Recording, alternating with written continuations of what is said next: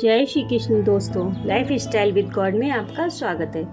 दोस्तों, यहाँ पर हम श्रीमद् भगवत गीता के दूसरे अध्याय का अध्ययन कर रहे हैं, जिसका नाम सांख्य योग है।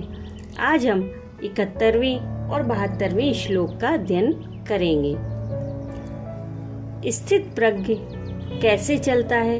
अर्जुन का यह चौथा प्रश्न परमात्मा को प्राप्त हुए पुरुष के विषय में ही था, किंतु यह प्रश्न आवरण विषयक होने के कारण उसके उत्तर में श्लोक 64 से यहाँ तक किस प्रकार आचरण करने वाला मनुष्य शीघ्र स्थित प्रज्ञ बन सकता है, कौन नहीं बन सकता, और जब मनुष्य स्थित प्रज्ञ हो जाता है उस समय उसकी स्थिति कैसी होती है, ये सभी बातें बतलाई गई।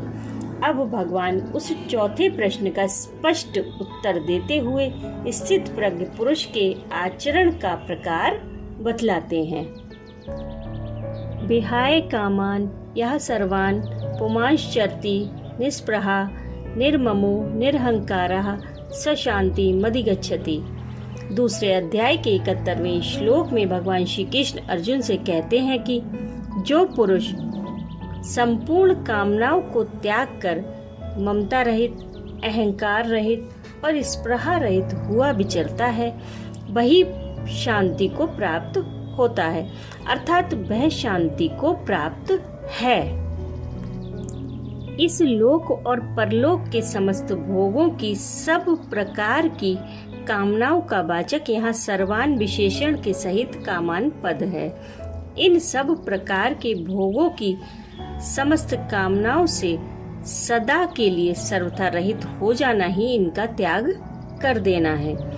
इस श्लोक में भगवान ने यह भाव दिखलाया है कि मन, बुद्धि और इंद्रियों के सहित शरीर में जो साधारण अज्ञानी मनुष्य का आत्माभिमान रहता है, जिसके कारण वे शरीर को ही अपना स्वरूप समझते हैं, अपने को शरीर से भिन्न नहीं समझते, अतः शरीर के सुख दुख से ही दुखी सुखी होते रहते हैं। उस देहाभिमान का नाम अहंकार है। उससे सर्वथा रहित हो जाना, यही निरहंकार अर्थात अहंकार रहित हो जाना है।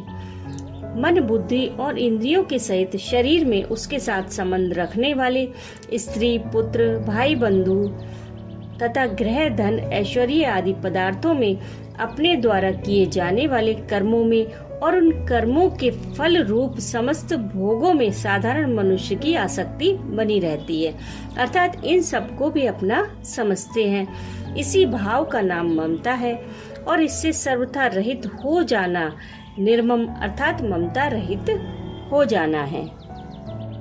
किसी अनुकूल वस्तु का अभाव होने पर मन में जो ऐसा भाव होता है कि अमुक वस्तु की आवश्यकता है, उसके बिना काम नहीं चलेगा, इस अपेक्षा का नाम स्पृहा है और इस अपेक्षा से सर्वथा रहित हो जाना ही निस्पृहा अर्थात स्पृहा रहित होना है। स्पृहा कामना का सूक्ष्म स्वरूप है। इस कारण समस्त कामनाओं के त्याग से इसके त्याग को अलग बतलाया है। इस प्रकार अहंकार, ममता और स्पृहा से रहित होकर अपने वर्ण, आश्रम, प्रकृति और परिस्थिति के अनुसार केवल लोक संग्रह के लिए इंद्रियों के विषयों में विचरना अर्थात देखना, सुनना, खाना, पीना, सोना, जागना आदि समस्त शास्त्र विहित चेष्टा करना ही समस्त कामनाओं का त्याग करके अहंकार, ममता और स्पृहा से रहित होकर विचरण करना है।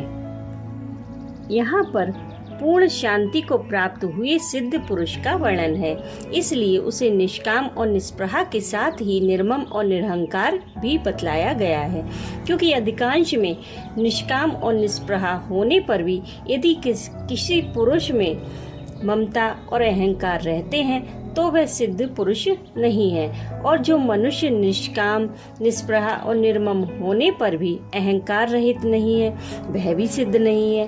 अहंकार के नाश से ही सबका नाश है। जब तक कारण रूप अहंकार बना हुआ है, तब तक कामना, स्पृहा और ममता भी किसी न किसी रूप में रह ही सकते हैं। जब तक किंचन मात्र भी कामना, स्पृहा और ममता और अहंकार है, तब तक पूर्ण शांति की प्राप्ति नहीं होती। भगवान ने कहा वह शांति को प्राप्त है। इस कथन से भगवान ने यह भाव दिखलाया है कि परमात्मा को प्राप्त हुए पुरुष के विचरने की विधि बतलाकर अर्जुन के स्थित प्रज्ञ विषयक चौथे प्रश्न का यहाँ उत्तर दिया गया है। अतः उपयुक्त कथन से भगवान ने यह भाव दिखलाया है कि इस प्रकार के विषयों में विचरने वाला पुरुष ही परम शांति स्वरूप पर ब्रह्म परमात्मा को प्राप्त स्थित प्रज्ञ है। इस प्रकार भगवान अर्जुन के चारों प्रश्नों का उत्तर देने के बाद अब स्थित प्रज्ञ पुरुष की स्थिति का महत्व बतलाते हुए इस अध्याय का उपसंहार करते हैं।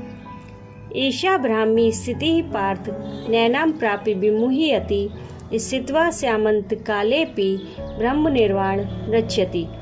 दूसरे अध्याय के 72वें और आखिरी श्लोक में भगवान श्री कृष्ण अर्जुन से कहते हैं कि हे अर्जुन, यह ब्रह्म को प्राप्त पुरुष की स्थिति है। इसको प्राप्त होकर योगी कभी मोहित नहीं होता और अंत काल में भी इस ब्राह्मी स्थिति में स्थित होकर ब्रह्मानंद को प्राप्त हो जाता है। अब समझते हैं ब्राह्मी स्थिति में स्थित होना क्या है। अहंकार, ममता और आसक्ति, स्पृहा और कामना से रहित होकर सर्वथा निर्विकार और निश्चल भाव से सच्चिदानंद घन परमात्मा के स्वरूप में नित्य निरंतर निमग्न रहना ही उस स्थिति को प्राप्त होना है। इस स्थिति को प्राप्त होकर योगी कभी मोहित नहीं होता। इस कथन से भगवान ने यह भाव दिखलाया है कि ब्रह्म क्या है, ईश्वर क्या है, संसार क्या है, माया क्या है, इनका परस्पर क्या संबंध है, मैं कौन हूँ, कहाँ से आया हूँ, मेरा क्या कर्तव्य है और मैं क्या कर रहा हूँ। ये इन सब विषयों का यथार्थ ज्ञान ना होना ही मोह है। यह मोह जीव को अनादिकाल से है। इसी कारण यह इस संसार चक्र में घूम रहा है। पर जब अहंता, ममता, आसक्ति और कामना से रहित होकर मनुष्य उपयुक्त ब्रह्मी स्थिति को प्राप्त कर लेता है, तब उसका यह अनादि सिद्ध मोह पूर्ण रूप से नष्ट हो जाता है। अतः फिर उसकी उत्पत्ति नहीं होती। अंत काल में भी इस स्थिति में स्थित होकर योगी ब्रह्मानंद को प्राप्त हो जाता है। इस कथन से भगवान ने यह भाव दिखलाया है कि जो मनुष्य जीवित अवस्था में ही इस स्थिति को प्राप्त कर लेता है, उसके विषय में तो कहना ही क्या है। वह तो ब्रह्मानंद को प्राप्त जीवन मुक्त है ही, पर जो साधना करते करते या अकस्मात मरण काल में भी इस ब्रह्मी स्थिति में स्थित हो जाता है, अर्थात अहंकार, ममता, आसक्ति, स्पृहा और कामना से रहित होकर अचल भाव से परमात्मा के स्वरूप में स्थित हो जाता है, वह भी ब्रह्मानंद को प्राप्त हो जाता है। अब मन में यह प्रश्न आता है कि जो साधक कर्म योग में श्रद्धा रखने वाला है और उसका मन यदि किसी कारणवश मृत्यु काल में संभाव में स्थिर नहीं रहा, तो उसकी क्या गति होगी। मृत्यु काल में रहने वाला संभाव तो साधक का उद्धार तत्काल ही कर देता है, परंतु मृत्यु काल में यदि समता से मन विचलित हो जाए तो भी उसका अभ्यास व्यर्थ नहीं जाता। वह योग भ्रष्ट की गति को प्राप्त होता है और संभाव के संस्कार उसे बलात् अपनी ओर आकर्षित कर लेते हैं और फिर वह परमात्मा को प्राप्त हो जाता है। राधे राधे। ओम तत्सदिति श्रीमद्भगवद्गीता सुपनिषत्सु ब्रह्म विद्यायां योगशास्त्रे श्रीकृष्णार्जुन संवादे सांख्य योगो नाम द्वितीयोऽध्यायः।